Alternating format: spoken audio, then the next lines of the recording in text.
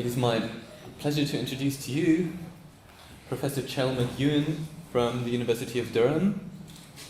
Cheryl McEwan got her PhD in geography from the University of Loughborough, and after working as a lecturer in the universities of Wales, Swansea and Birmingham, she has been first a reader and now a professor at Durham since 2003, I think. Her main research areas are, first of all, the geographies of citizenship, democracy and transformation in South Africa. Then secondly, the experiences of postcoloniality and transnationalism, which she examined especially among Birmingham's diverse minority ethnic communities. And thirdly, in general, the significance of postcolonial theory within the discipline of geography. She has published widely. I will briefly mention, well, I can't actually mention many of them because it's just such a lot of publications. But among others, in Singapore Journal of Tropical Geography, in Environment and Planning, in the Journal of Economic Geography, in the Journal of Rural Studies, and recently also in Development and Change, a very interesting article on trilateral development cooperation. And this will also be the topic of today's lecture. We are especially grateful because Professor McEwan agreed to hold the keynote lecture here on quite a short notice. And yeah, I would like you to welcome her with a round of applause. Thank you. Thanks and good morning, everyone. I'd like to thank Aaron for the very kind invitation and to Fadri for this very generous hospitality yesterday and collecting me from the airport. To follow on from what Detlef was saying earlier, geographers like maps, and without them, they're experts in getting lost. So apologies that that I took a wrong turning this morning and had a very nice hour's walk through the outskirts of Bonn in beautiful weather. As a geographer, I'm perhaps unusually comfortable with interdisciplinary research.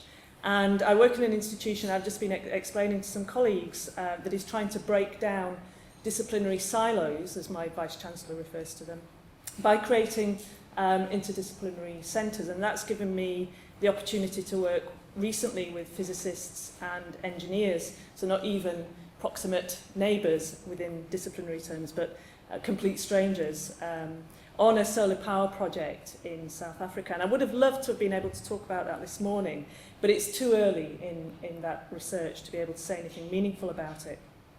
So today I want to focus on on some work that I've begun with my colleague Emma Maudsley at Cambridge University, and I must acknowledge her as a co-author of this work, looking at the changes that are reverberating through the international development system. So we're all familiar with the idea that there are new emerging development actors or recipient partner countries playing an increasingly significant role in setting agendas, challenging current aid orthodoxies, and re-articulating development cooperation relationships within and between the global north and global south. So voting shares within the Bretton Woods institutions are being adjusted, albeit moderately at the moment.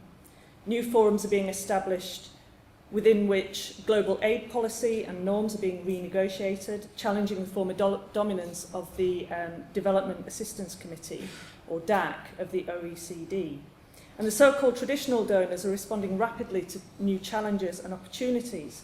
And in the last 5 years or so, the mainstream official development community, in other words, the DAC, bilaterals and multilaterals, have moved rapidly from neglecting the non-DAC development partners to a far more serious recognition of their potential power and influence within international development. And official discourse now is very often coloured by these respectful discussions of so-called new development partnerships. So the global aid architecture is currently being significantly redesigned, particularly following agreements that were made at the 4th High-Level Forum on Aid Effectiveness held in Busan in 2011.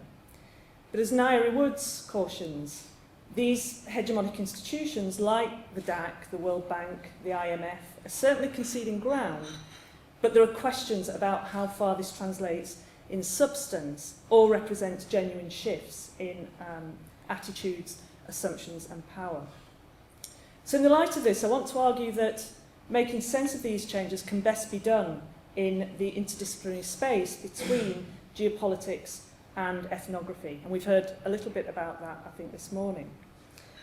There is, of course, a lot of excellent work already looking at international development, particularly combining political economy and ethnography. So we can think of Rosalind Iben's work, or that of David Moss, or Tanya Murray-Lee, for example.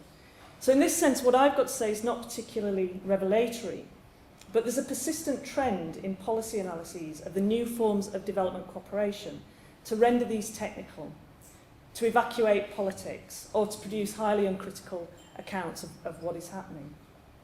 And I think it's in the space between ethnography and geopolitics that the urgent need to investigate the workings of power in these new and emerging development relationships can be met. So my focus today is on a relatively recent initiative currently being tried out under the guise of development effectiveness and against the backdrop of these profound shifts. And this is Trilateral Development Cooperation, or TDC. This is a relationship where a DAC donor and/or a multilateral agency, so for example Germany or the United Nations Development Programme, partners with a so-called pivotal country, so for example Brazil or Thailand or South Africa, to work with a third or recipient partner country, so for example Laos or Mozambique. Earlier lineages of these kinds of relationships can be traced back at least to the 1980s. But in the last 5 years or so, interest in TDC has accelerated. And as a relatively new departure within international development, it's only recently started to be subject to critical analysis. And there are very few detailed empirically based studies at the moment. What there have been primarily produced by oecd-dac. So they're part of the kind of internal policy reflection. In particular, there's very limited evidence on the impact and value from the recipient country's perspective, and this is something that I'm quite concerned about, whether or not it does function as an effective partnership. And also, importantly, the political motivations of the different actors within these relationships, so the northern, the pivotal, and the recipient, are still poorly understood. So the purposes of this talk, I want to examine TDC as an expression of these changing geographies of global development partnerships and highlight the importance of critically evaluating the politics of TDC. Those policy analyses that do exist are generally very reluctant to confront explicitly the inherently political nature of development and the uneven power relations between the different actors that are enrolled within it. And I think the depoliticisation of development, the assertion of supposedly universal norms and values, is a familiar terrain for critics of mainstream north-south development. And it's critical then that these kinds of insights are applied to TDC, because foreign aid power relations are working through a much more diverse set of actors within an increasingly complex development arena. So given the limited empirical base, I can only be suggestive of political and power differentials, and the enormous variation in the actors' contexts, procedures and projects means that TDC is likely to play out in a variety of ways. But I think the perspectives that I want to outline are essential to a much more nuanced and critical appreciation of TDC and of the increasingly heterogeneous and pluralising development landscape more generally. So TDC has emerged at a time when dominant institutions, ideologies and practices of foreign aid are in a state of flux. The credibility of the current aid effectiveness paradigm is under intense pressure because of the persistence of global poverty and what will probably be the very high profile and monitorable failure to achieve the Millennium Development Goals. And the reason for that failure are hotly contested, but many DAC donor governments and publics appear to be increasingly sceptical of the value of aid, while their commitment is also being eroded by the impacts of the global financial crisis post-2008. So as the aid effectiveness monitoring process has demonstrated, the DAC donors are actually the furthest away from meeting their Millennium Goal targets. And perhaps just as important is the growing legitimacy crisis of the global development governance regime. Notwithstanding what is increasingly a pluralising arena, so we can think of South Korea joining DAC in 2010, and the growing numbers and voice and influence of recipient countries and emerging development partners in the Working Party on Aid Effectiveness and other forums, critics view the norms and institutions of the mainstream aid architecture as irredeemably Western-dominated. There's currently intense speculation, debate and negotiation over whether the aid architecture can and or will bend sufficiently to accommodate these new and alternative actors and perspectives, or whether a more profound rupture is on the horizon. The terms of this debate are often centred around a non-DAC binary, which is frequently conflated with global north, global south. And while those axes, I think, remain important, they must be further complicated by more complex and graded changes in the hierarchy of states associated with the emerging powers, as well as the recognition of the constructed and problematic nature of these spatial categories. And TDC, I think, represents one dimension of a fascinating rearticulation of power that is reflective of and producing a much more complex geography of development actors and power relations that goes beyond that those traditional development axes of north-south and south-south.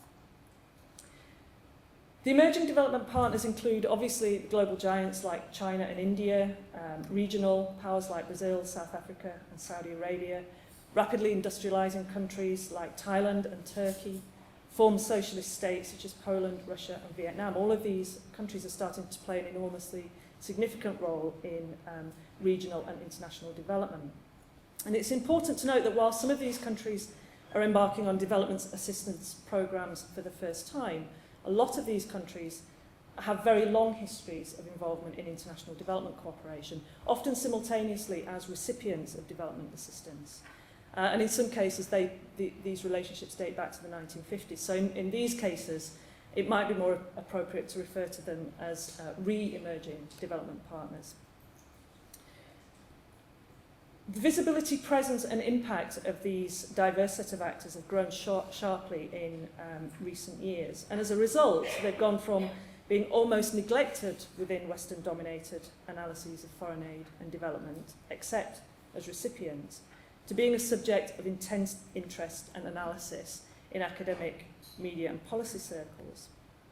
And some of you may be familiar with the kinds of debates that exist around this. So some commentators are expressing concern that the fragile gains that have been made by the mainstream aid community in recent years towards good governance, aid effectiveness and poverty reduction will be undermined by these so-called new actors because they're outside of the disciplinary regime of DAC. Other commentators are much more hostile, raising the spectre of rogue donors such as China, Cuba, Iran and Venezuela, pursuing sinister agendas with the help of so-called toxic aid. But then there are other commentators like Park and Rhee who view the fracturing of the Western-dominated aid cartel in a positive light. And here the emerging development partners are seen as being potentially instrumental in rebalancing global development governance, offering recipient nations greater choices in their sources of finance and assistance, as well as demonstrating alternative models and approaches to economic growth and development. So trilateral development cooperation has emerged in recent years as part of this realignment of international development cooperation and aid. There is a conflation that often takes place in terminology. So triangular and trilateral development cooperation are often used synonymously, but there's an important distinction between them. Triangular cooperation refers to northern and multilateral support for long-standing and continuing South-South cooperation by traditional partners, often under the auspices of United Nations, and that's not really what I'm talking about today. I'm talking about trilateral development cooperation, which refers to a formalised North-South-South development relationship. And there are a variety of international organisations, state and non-state actors that can be enrolled.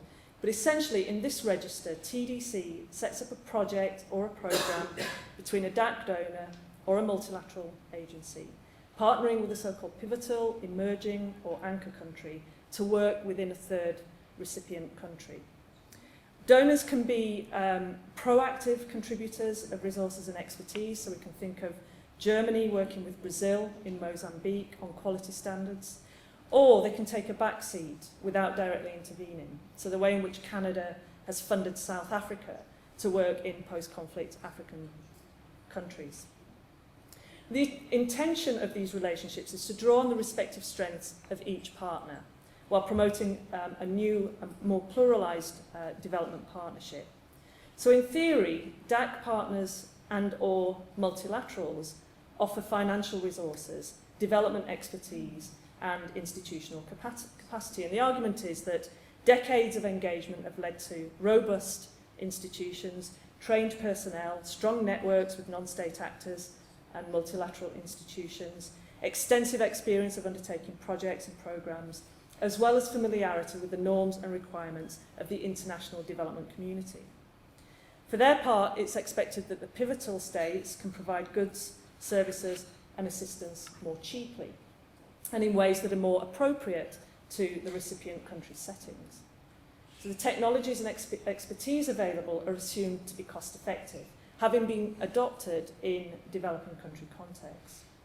So their own experiences of development transition, and often their shared geographies and cultural and linguistic ties, are seen as allowing a more efficient and effective delivery of development assistance. So for example, Korea and Taiwan argue that their experience of transition to democracy, capitalism and industrial modernity can inform their assistance to other countries in transition. Brazil positions itself as a key provider of agricultural technical assistance and social welfare programs, building on successful domestic experience in contexts that it can claim to some extent they share with other developing countries.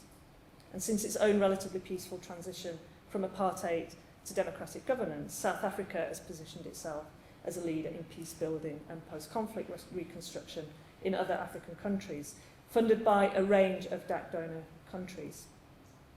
And the pivotal states are also supposed to benefit through capacity building and learning from their partnerships with northern donors. So the geographies of TDC quite often reflect the notion of regionally and culturally appropriate partnerships. Most initiatives involve pivotal countries working with beneficiaries and partners within their own region, such as South Africa, which only partners with other African countries. In other cases, ties embrace wider colonial and post-colonial geographies. So Brazil supports TDC projects in Latin America, including in Haiti and Rwanda and Bolivia. But it also partners with France, Germany and Japan, amongst others, to work in Lusophone countries further afield, including Mozambique, Angola, East Timor. To date, TDC has been premised on what is supposed to be a meaningful three-way dialogue that will contribute to the aid effectiveness agenda. And advocates claim that recipient countries may be able to assert more country ownership in comparison to other flows of aid and development assistance, so that they can better negotiate outcomes given the involvement of other southern partners. Another assumption is that by joining forces, bringing different skills and strengths, the DAC and the DAC donors can improve aid effectiveness through developing better and more appropriate practices, whilst also facilitating greater dialogue and interaction between the three partners. And there's some nice, fluffy statements out there in the policy world about all these great gains to be made from these new relationships. So the Bogota statement, which was an outcome of the high-level meeting to discuss enhancing South-South cooperation in 2010, affirmed TDC as, quote, a southern-led process, forming a bridge between South-South and North-South cooperation. So in this sense, then, it appears to have potential to reconfigure and enrich the system of international development cooperation, which in turn ripples through wider arenas of global power restructuring. So there's kind of feel-good factor around this new initiative, and I think because of that, it's been very popular with DAC donors. So by 2010, 16 of the 24 DAC donors have participated in TDC. with Japan, Germany and Spain having most activities, but with countries like Canada, Ireland and South Korea also developing projects. Now, there's no systematic or comprehensive data bank of any of these projects, but generally they've tended to focus on creating the mechanisms for trilateral cooperation, government and civil society, health and water and sanitation. But they also range across development issues to include agriculture, education, forestry, tourism, trade and so on. The significance has been touted at numerous G8 and G20 meetings. Multilateral banks, UN organisations and southern providers of development cooperation are increasingly using this modality. And at the 2011 high-level forum in Busan, TDC was listed as one of the 8 building blocks of development assistance moving forward and development effectiveness. In December 2011, the European Commission announced a new partnership instrument for 2014 to 20, which, among other things, will allow the EU to formally work in partnership with emerging economies in third countries through TDC. It also has the support of the UN, particularly through the UNDP Special Unit for South-South Cooperation, which funds TDC projects and provides policy analysis and recommendations. So TDC is very high on the agenda of mainstream development. And while it's partly a response by the northern donors to the rise of the southern partners, it also signals a shift by southern actors in terms of how they position their development cooperation discourses and practices. The few analyses that there have been to date tend to be, as I've said, policy analyses concerned with whether it will be successful in achieving targeted development goals, given a range of technical and managerial hurdles it confronts, and whether and how it will act to bring together the traditional and the emerging donors and development partners. So there's clearly a need, I would argue, for a much more critical perspective that addresses the politics and the power relations within these new North-South-South relations. So what I want to do now is to move on to some kind of evaluation of TDC to date.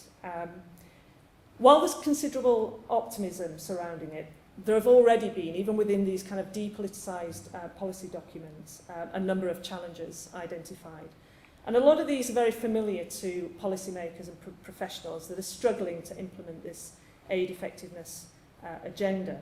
And these include difficulties around aligning different legal frameworks, different budgeting and procurement procedures, different sectoral priorities, reporting criteria, etc., producing enough trained staff to monitor these things. And a 2009 survey for OECD-DAC revealed a lack of clarity around the divisions of roles and responsibilities, and that this can create inefficiencies within TDC project implementation.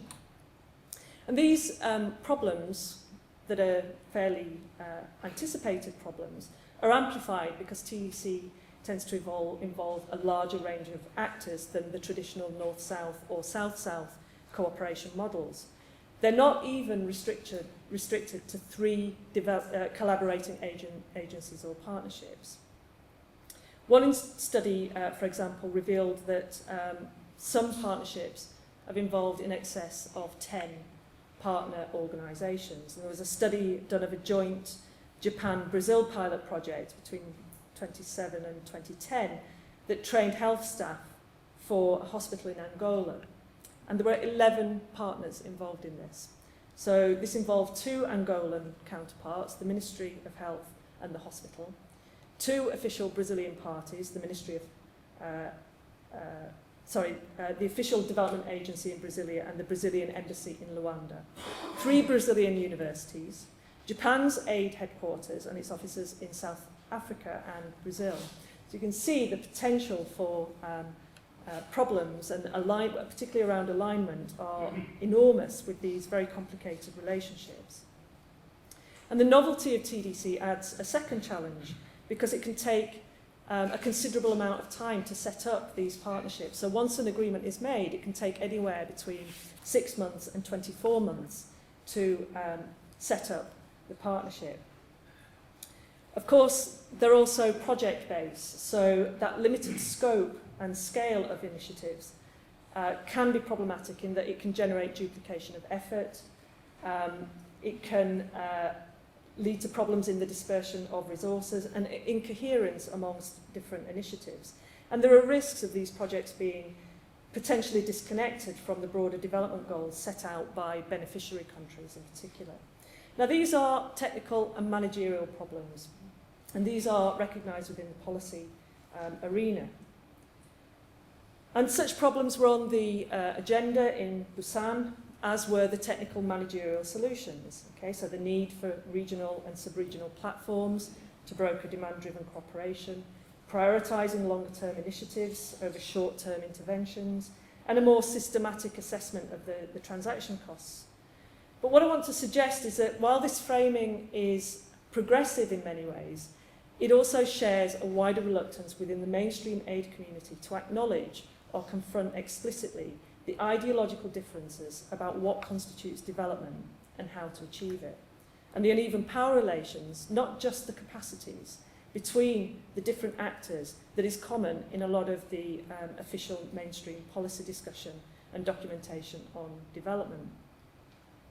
The new millennial paradigm, with its focus on partnership and country ownership, is insistently presented as a consensus. However, as we know, the political realities are suppressed in this vision of a technical realm, which relies on an underlying assumption that agents have an agreed set of goals and market-led means to achieve them, encompassed within a liberal framework of the Millennium Development Goals. The politics of development, the interests of particular states, sectors, and institutions within donor and recipient countries, the fundamental disagreements over the nature of development and the right routes to achieving it, and inequalities of power and agency are invariably bubbling away just beneath the surface of these debates, meetings and forums, but they are rarely acknowledged within official documentation and pronouncements.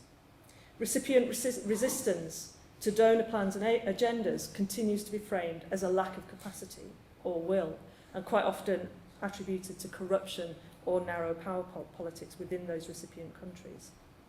And while these are indeed problems that inhibit aid effectiveness, these explanations do not acknowledge the political nature of aid and development, including the TDC arrangements. So many of you will be familiar with the kinds of critical questions that are being asked about aid effectiveness and the aid effectiveness agenda more broadly. So why does it treat poverty reduction as a technical issue rather than essentially a political one? Why does it fail to reflect cultural and political plurality in articulating very different understandings of key issues such as poverty? Why, notwithstanding the language of partnership, in which stakeholders are supposed to be consulted about their priorities in order to ensure country-led strategies, is the actual shift in the power to set development agendas being far more circumscribed? Are participatory spaces and processes little more than an exercise in managing consent, constituting a veneer of partnership beneath which powerful national and international actors define the agenda around their own interests? These critical questions are not being asked about TDC. So it's being embraced, it's very high up on the mainstream agenda, but there aren't these critical questions yet being asked about it. And what's particularly complex and interesting about TDC is that it goes beyond both the traditional aid development cooperation relationships, north-south and south-south. And although at the moment it is enrolled within an aid effectiveness agenda that for the time being remains very Western-led, as Karas observes, we have to understand this in an evolving, as part of an evolving and reforming process. So it may increasingly become a form of development partnership that is better able to reflect the changing realities of power. And it's certainly been seen as that by the southern partners that are involved in this, particularly by many of the recipient countries that are signing up to these arrangements. It's seen as a more a preferable way of organising these aid relationships. But while supportive of TDC's stated agenda to develop more egalitarian partnerships, there is a need for a much more critical analysis of the politics of TDC, and this involves analysing both the north-south elements of it and the south-south elements of it. So considering the north-south relations first, mainstream advocates of TDC suggest that it constitutes a viable and a practical means of forging these new development partnerships between the North and the South in genuinely horizontal and respectful relationships. This might not only improve aid effectiveness, so addressing the credibility gap that exists, but also help bridge the legitimacy gap of a northern-dominated development regime. But we can also read TDC as an attempt to protect and replicate those older patterns of northern hegemony, with the DAC bilaterals or multilateral organisations continuing to set the agenda, while the pivotal states act as little more than cheap contractors, with beneficiaries as passive recipients, so very much a kind of traditional model of aid and development. And a report by UNDP in 2009, for example, highlights comments by a lot of pivotal and beneficiary countries that, quote, donor policy and priorities tend to take precedence over those of partner countries. And it continues, one pivotal country mentioned that triangular cooperation projects were often implemented as a result of initiatives originating from donors. When it had put forward a triangular cooperation initiative, the initiative had not been backed by donors and was not carried out. There's also some evidence from early assessments to suggest that DAC members and multilaterals are not sufficiently internalising TDC experiences to reflect critically on their own development ideologies and practices, and there's very little learning from the pivotal and recipient countries upwards into the northern donors. So TDC may well then act as a vehicle to co-opt the emerging donors, so it's a disciplinary exercise in many ways, into these existing hegemonies of development ideology, policy and practice, without a genuine dialogue about different approaches to development. And of course, this is the familiar terrain of critics of the longest standing North-South development relationships. And it's notable that there are some major absences in TDC among those potential pivotal states. China and India want to have nothing to do with this at all. And there's evidence that some pivotal states are engaging, but only on their own terms, and that there are particular countries that are able to direct the relationship to some extent. So we can think of Brazil, which is open to trilateral cooperation, but very much on its own terms. As Vaz and Inoue argue, Brazilian officials are concerned that triangular operations might divert the country's assets to priorities other than those pursued by Brazil. They argue that trilateral cooperation should not be an avenue for Brazilian organisations to subcontract work in developing countries. For this reason, Brazil is inclined to follow a careful and selective approach to trilateral operations, seeking to avoid a replication of traditional North-South international cooperation patterns. The country sees such operations as positive when fair partnerships are developed and also when ownership by beneficiary evolves. But of course, Brazil is a very particular case. So it has a very long history of development cooperation that dates back to the 1960s. It has an established development agency that has existed since 1987. So Brazil can throw its weight around in that sense. It's also one of the most vibrant and significant of the emerging powers. So we can't really hold Brazil up as a case in which all pivotal countries would be able to exert autonomy and agency vis-à-vis the northern partners, and it remains open to question whether less powerful pivotal states have the capacity and willingness to exert similar authority and agency. In terms of the relationship between northern donors and recipient states within these trilateral relationships, there seems to be much less evidence of change. So despite the presence of a southern pivotal state in the relationship, it appears, although again the policy reports are quite vague on this, that recipient countries are still often subordinated to donor priorities and structures. So Ashoff suggests that the focus of attention and energies within TDC partnerships are largely between the collaboration of the traditional donor and the pivotal state.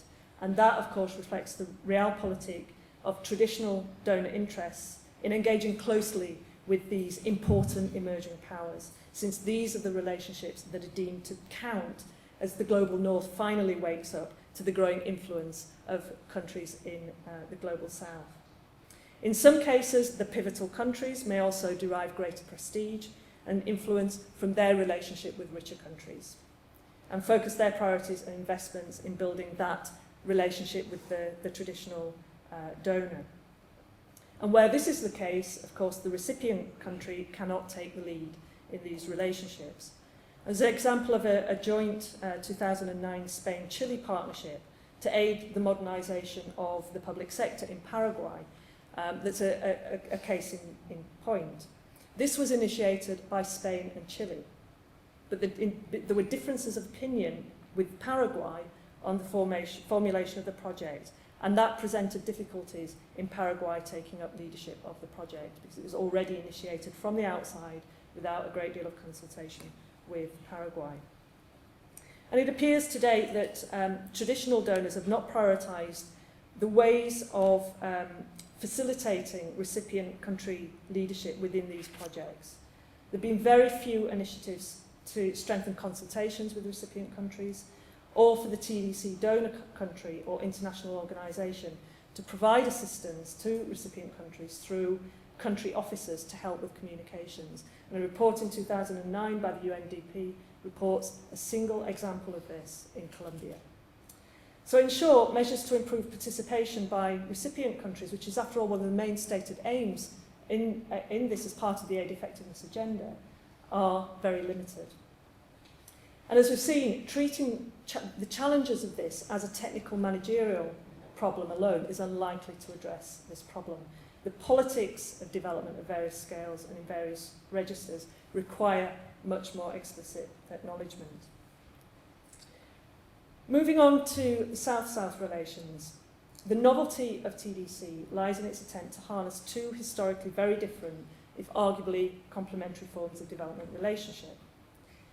While the hegemonic institutions have historically been quite dismissive of South-South cooperation, it is viewed by many as a more egalitarian and progressive set of relationships based on, as Ree argues, a horizontal process of experience sharing and knowledge co-creation rather than a vertical transfer of expertise from global north to global south.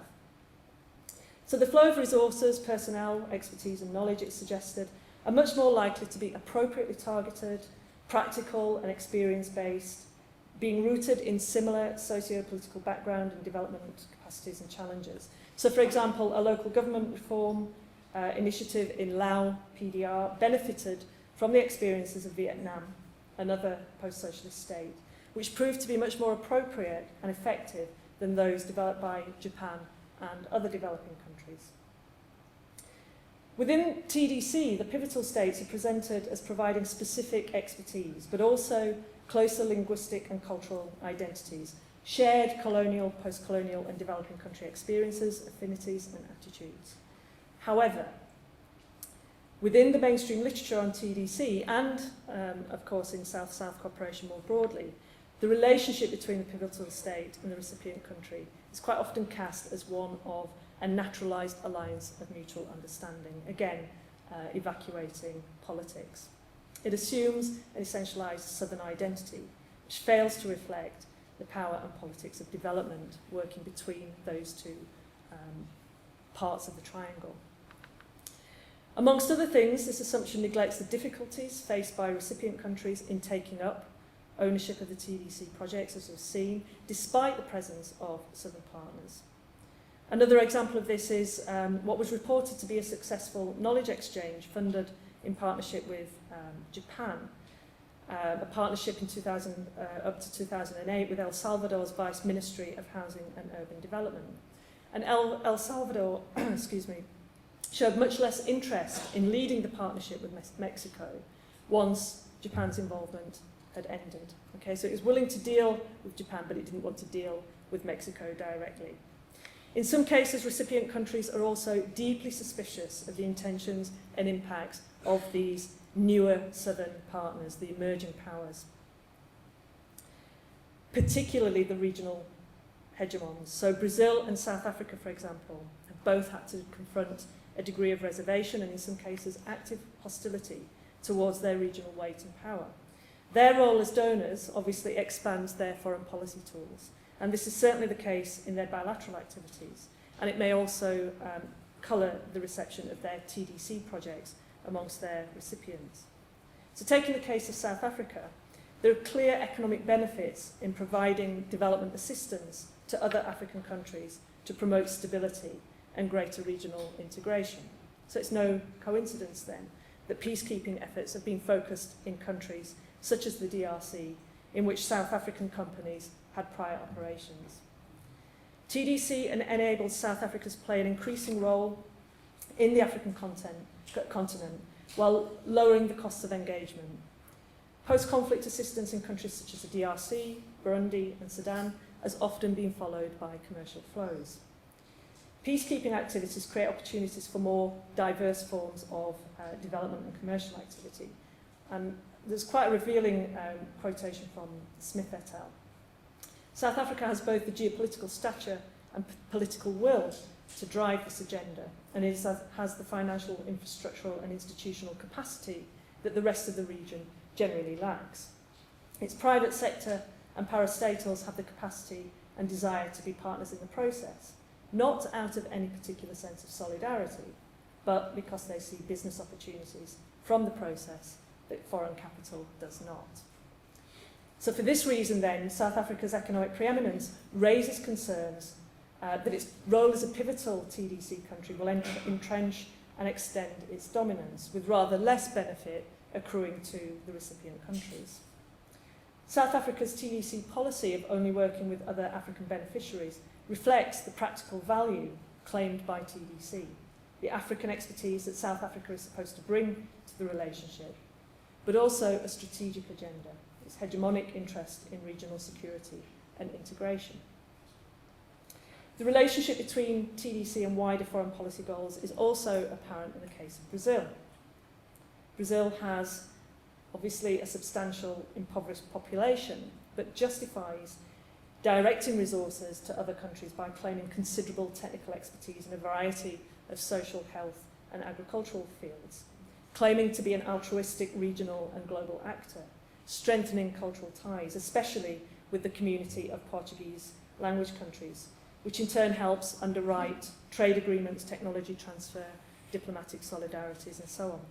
The pursuit of regional leadership within Latin America, and the boost that South-South cooperation and TDC gives to Brazil's wider global status, especially in terms of becoming a nodal point in the BRICS and the G20.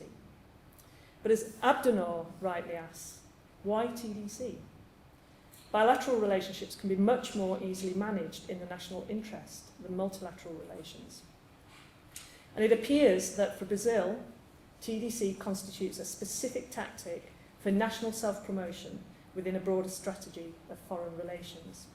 So engagement in and promotion of TDC help consolidate Brazil's place as a pivotal country in an international arena.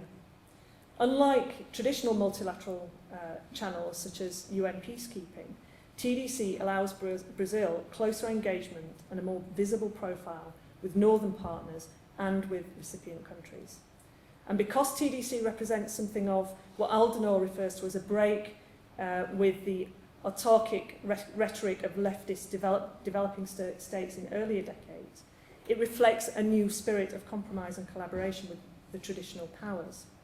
So in the complex interplay of international politics, the UN, the World Trade Organization and other global forums, this could arguably help promote Brazil's global image and its reputation with powerful industrialized countries, but without sacrificing its southern solidarities and its sense of sovereignty. So Brazil's playing a very interesting and very clever diplomatic relationship on both fronts through this triangular set of relationships. And while the various interests and agendas that Brazil pursues within these arrangements may align with those of its recipients, and indeed may effectively be achieved, they may also diverge. And yet this is rarely acknowledged within the TDC literature, including that emanating from the pivotal states. Now, of course, all donors and development partners pursue geostrategic and commercial interests through foreign aid. The real issue centres on whether and which donor interests align with the development needs of recipients. And donor interests can range from peace or privatisation, improved gender education, or supporting autocratic regimes. And on what trade-offs and compromises are made when they don't align with recipient country needs. Assuming a congruence of interests simply because two states are developing is naive. And moreover, power and politics operate not only at this geopolitical space, but in the micro-practices and local scales of development on the ground. And Taylor is one of the few scholars to have conducted ethnographically based research on TDC partnerships. And interestingly, she found that Brazilian development workers in Mozambique were by no means exempt from the superior attitudes for which Western aid workers are sometimes criticised. And they too experienced differences in culture and understanding with their Mozambican counterparts. So this idea of solidarity, shared culture, shared interests quite often falls apart on the ground in the micro-politics of TDC relationships. So to conclude then, TDC is in its relatively early days. While various opportunities and challenges have been identified in a number of policy and think tank assessments, nearly all commentators agree that there isn't enough evidence to assess TDC rigorously, despite all the excitement and novelty. And actually, the newness of it and the strain of the administrative demands may inhibit its rapid expansion, despite the fact that discursively it's very much on the agenda. Given that a large number of low-income and emerging partner countries and traditional donors are expressing a growing interest in TDC, I think it is becoming increasingly urgent that rigorous, interdisciplinary, field-based and intellectually sophisticated research is undertaken to inform policymakers working with bilateral and multilateral agencies, with civil society organisations and with the private sector, that is going to become an increasingly important driver in these initiatives. And this requires a detailed knowledge of institutions and organisations involved in cooperation. It involves asking searching questions about who initiates and negotiates the parameters and the goals of the projects, what financial, managerial and administrative arrangements are established within and across these different sites of partnership, and what monitoring and evaluation procedures are established and on whose terms. And these types of studies remain scarce, but I think they're vital if we are to understand and respond to what is a rapidly changing development terrain. So this is a call for I suppose, institutional ethnography, but these ethnographies also have to be framed critically at the wider scales of geopolitics. So in theory, TDC has the potential to improve aid effectiveness, to harness the energies and the expertise of southern partners, and supposedly to challenge the complacency of northern donors. Recipient countries are expected to actively participate, but experience suggests that this is quite often within the parameters and expectations of the donors. Both sets of donors are meant to align with beneficiary country national priorities. This comes from the aid effectiveness agreement. Okay, so both donors are supposed to be aligning with the beneficiary country priorities, but this constructs the nation unproblematically as sharing interests. Okay, so we have this sense that there is a singular set of interests within a recipient country, which completely ignores the fact that, for example, consumers do not share the same concerns as employees, informal workers may clash with unionised workers, the rich and the poor have different interests, different ideas about what constitutes development abound even within these individual countries, never mind between recipient countries, pivotal countries and donor countries. It also assumes that development cooperation is fundamentally designed to be a tool of development. And while this indeed may well be a genuine desire for many in the field, to exclude the various ways in which cooperation also acts as a foreign policy tool, including commercial and geostrategic extension, is disingenuous.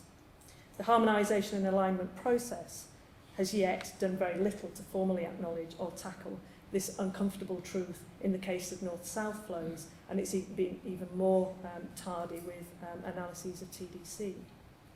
And of course, what's interesting about this is it contrasts completely with the very noisy debates taking place about the way in which other emerging donors, particularly China and India, openly pursue their national interests through bilateral development cooperation activities. So you've got a very active debate that's critical on one side, but that critical lens is not being turned onto north-south flows of development aid and TDC. So a key question that emerges from these reflections concerns whether TDC will be a means through which the norms and the mostly soft laws shaping international development will shift. And while marking potentially significant transformations in the global development regime, most initiatives remain directed at improving aid delivery and a long way off addressing more structural imbalances in the governance of aid. Policymakers in pivotal countries do appear to be aware, and the Brazil example is case in point, of the danger of TDC domesticating emerging donors to dominant values and interests, particularly the DAC model. While the DAC and many of its members, the UN and other development organisations, talk increasingly of dialogue, cooperation and even co-learning with the emerging powers, and this was most recently stated by the Minister for International Development in the British government, actually made this point that we're supposed to be co-learning from the emerging powers.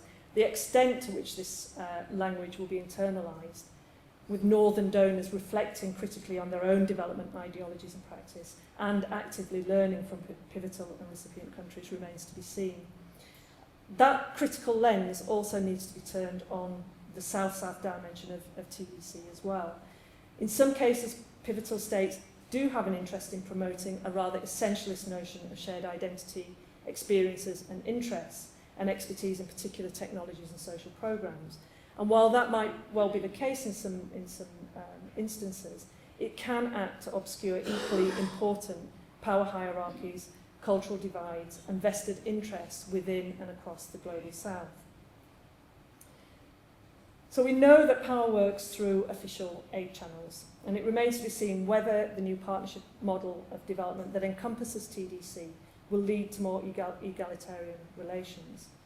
Continued scrutiny of the role of pivotal states in TDC, as well as the experience of recipient countries, will enable a fuller assessment of the potential of TDC to reshape global development cooperation so that it might better work in the interests of poorer countries and poorer peoples. But in order to make that assessment, there is need for more detailed ethnographic knowledge of the workings of TDC and a political debate, not just a technical managerial discussion about the contested nature of the geography of development and its uneven social and spatial rewards within and across the north and south. So I'll leave it there. Thank you.